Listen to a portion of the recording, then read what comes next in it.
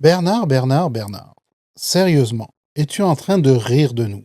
Déjà que tes coupures d'un demi-milliard, t'as essayé de les faire passer en dessous du radar alors que il y avait d'autres choses dans l'actualité, mais en plus là maintenant, t'es en train de nous expliquer qu'on est tous des imbéciles et qu'on n'a pas compris qu'en fait, c'est pas vraiment des coupures. À un moment donné, qu'est-ce que tu veux? On diminue la croissance, on coupe pas. Sérieusement, Bernard, je pense que soit tes employés de centre de service scolaire ont pas bien compris, soit c'est toi qui t'es mal exprimé parce que eux, ils coupent présentement. Et en passant, là, faire une annonce à quelques jours des plans d'effectifs quand tous les postes de l'année prochaine sont en train d'être créés, c'est vraiment la meilleure idée que tu pouvais pas avoir. Je ne sous-estime pas l'impact que ça va avoir. À écouter, à entendre, puis à lire tout ce qui se dit présentement, c'est comme si on avait diminué les sommes qu'on met à l'éducation. Parce que Bernard, c'est exactement ça que tu fais.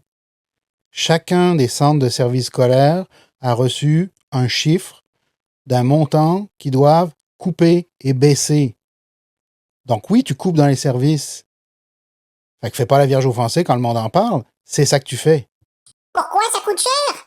Notamment pour scolariser les enfants qui viennent chez nous, qui arrivent d'ailleurs. 100 000 nouveaux élèves en 6 ans, la moitié sont nés hors du pays.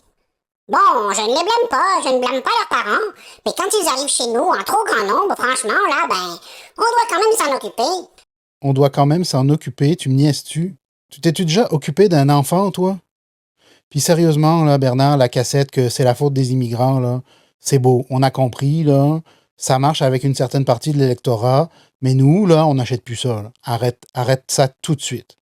Je suis fière de ce qu'on fait en éducation. Allez dans les écoles, allez le voir, les gens c'est fantastique. Les éducatrices sont valorisées, les enseignantes sont super contentes. Attends, est-ce que j'ai bien entendu, là? Les enseignantes sont super contentes, les éducatrices sont valorisées, mais attends, Bernard, t'habites sur quelle planète? En ce moment, là, le personnel scolaire, ce qu'il vit, c'est de la violence. On se fait frapper, on se fait cracher dessus quand c'est pas les parents qui nous font des menaces. C'est très difficile parce que il n'y a pas de service. Pourquoi il n'y a pas de service? Parce que tu coupes. Parce que nous, là, ce qu'on espérait, c'était des renforts.